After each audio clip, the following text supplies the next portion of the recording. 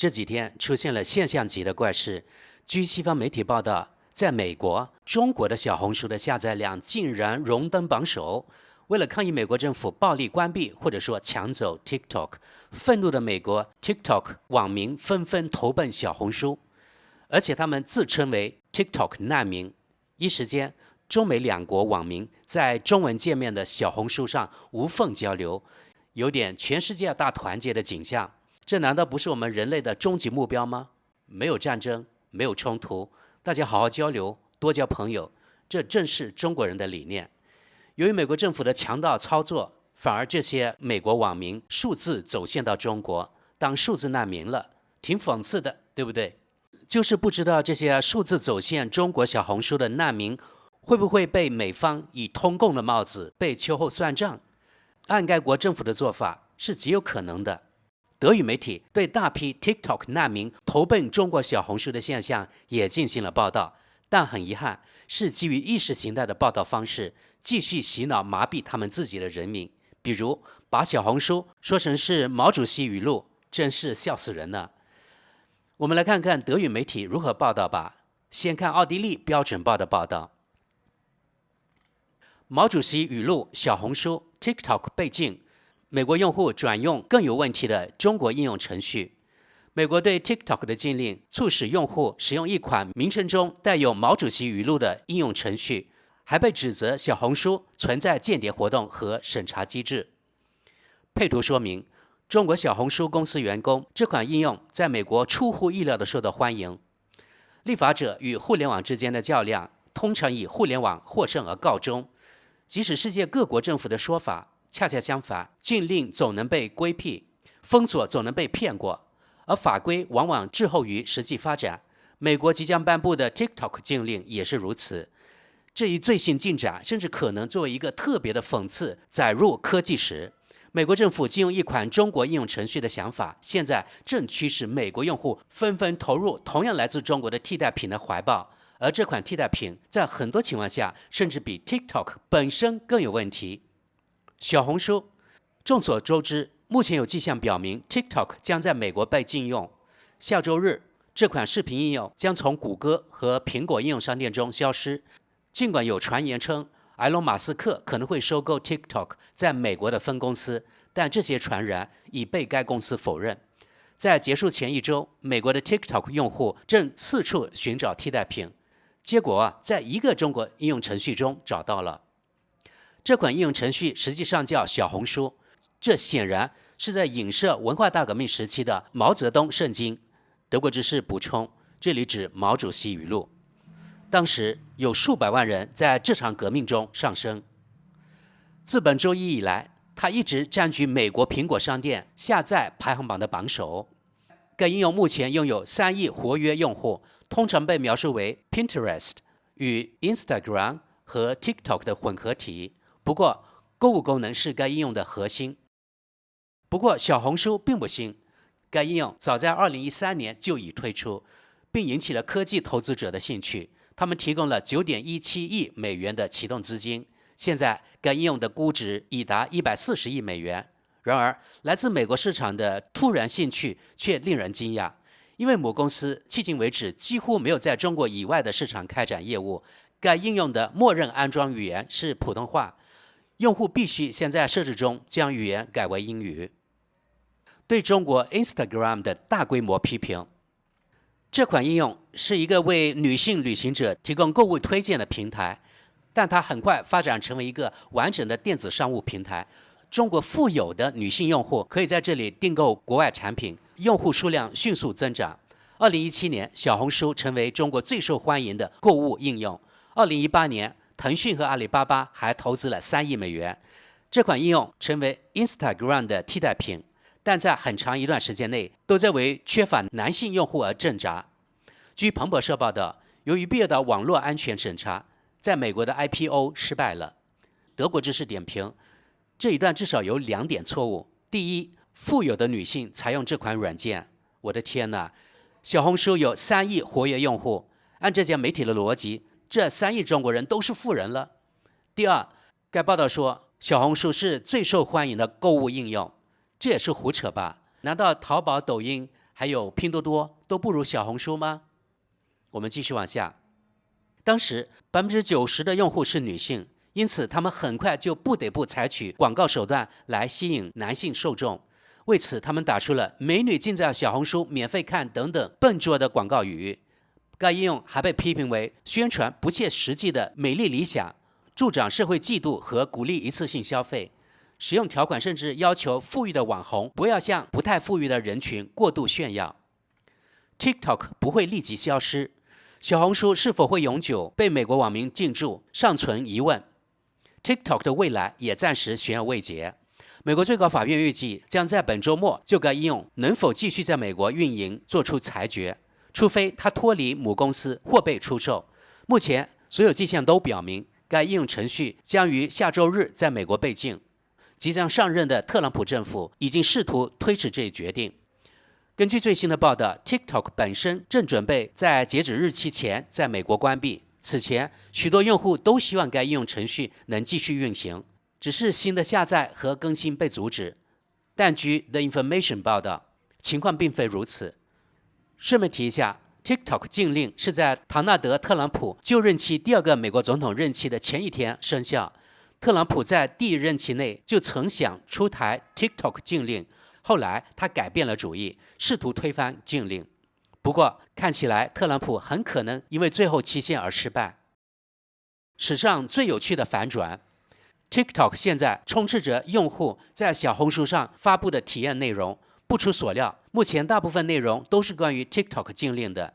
由于原产国中国威胁美国国家安全的指控未经证实，政府正从用户手中夺走一款极受欢迎的应用程序。现在，用户们正在寻找另一款来自同一原产国的应用程序，或者用一位愤怒的 TikTok 用户的话来说，这真是有史以来最有趣的反转。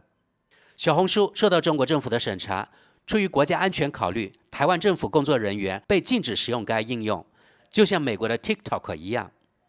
德国知识点评下，我不知道为什么这个报道在最后加上一个台湾政府工作人员，是不是这家媒体的背后有台湾方面的资金支持呢？让人不得不有疑问啊。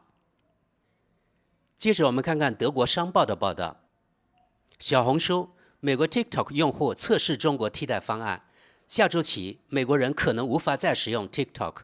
为了表示抗议，许多人正投奔中国的一款应用程序，这引发了一场意想不到的文化交流。配图说明，社交媒体应用程序小红书和 TikTok， 美国用户正在投奔到中国平台，以抗议即将在美国实施的 TikTok 禁令。鉴于美国可能从下周起禁止使用 TikTok，许多用户开始寻找其他选择，他们发现了中国的社交媒体应用程序小红书。许多中国用户对这个应用程序上突然出现那么多美国人感到惊讶。与同样起源于中国但设计为国际平台的 TikTok 不同，小红书目前只有一个面向中国市场的版本。小红书于2013年推出，最初是一个购物平台，现已发展成为中国流行的社交媒体应用程序。用户可以在其中上传照片、视频和文字，它通常被称为中国的 Instagram， 绝大多数都是普通话内容。然而，这并没有阻止 TikTok 难民。该平台上的美国新用户自称 TikTok 难民，在很短的时间内，这款中文应用程序就登上了苹果美国应用商店下载排行榜的榜首。一些新的美国用户用短视频介绍了自己，并表示他们转用小红书是为了抗议 TikTok 禁令。一场如火如荼的文化交流就此展开。好奇的中国用户对美国人表示欢迎，并教他们中文。与此同时，美国用户似乎在为发布视频的中国用户做英语作业。一些用户开始发布同时配有中文和英文字幕的视频。不过，美国用户很快也被警告，不要发布敏感的政治内容，因为这违反中国法律。美国用户逃往中国的背景是 TikTok 可能在美国被禁。如果美国最高法院不给 TikTok 更多时间，该公司将面临禁令威胁。禁令可能于1月19日生效。虽然脸书、Instagram 和 X 等美国平台长期以来一直被中国的审查封锁，但美国公民却可以访问中国的平台。与西方国家一样，用户可以在中国平台上分享各种话题，但是对政治领导层的批评会受到严格审查。德国知识点评，这是典型的西方媒体报道方式，总是在某个地方黑中国一把。比如，他们不会说这些美国平台当年不想遵守中国法律，不想把服务器放在中国，所以他们当年呢自愿放弃中国市场。接着，我们来看看德国《时代报》的网友评论。第一条评论：最好的办法是从中国下载杀毒软件，或者买中国的智能手机更好，因为里面已经包含了所有的中国木马病毒。哎呀，所有智能手机都是在中国生产，韩国三星智能手机除外，恶心的陷阱。这些不会反思的社交媒体迷是民主的真正危险。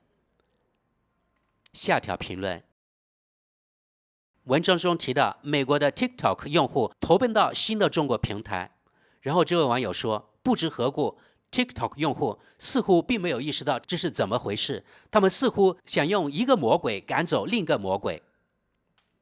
继续往下，哦，人类真有趣，几个网红喊一声，羊群就会乖乖的跟上，有人还感到意外吗？我们再往下，难道西方就没有其他选择吗？小红书肯定也是由中国独裁政权控制和使用的。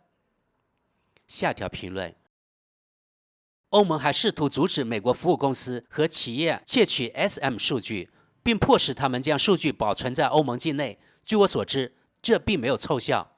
然而，这与另一件事有关：一家成功的公司因为成为美国公司的竞争对手而被事实上没收。在 TikTok 从应用商店消失之前，我刚刚安装了它。继续往下，在 TikTok 的一段视频中，网红詹·汉密尔顿敦促他的390万粉丝改用小红书。那些追随网红的人已经失去了对自己生活的控制。最后，我们看看奥地利标准报的网友评论。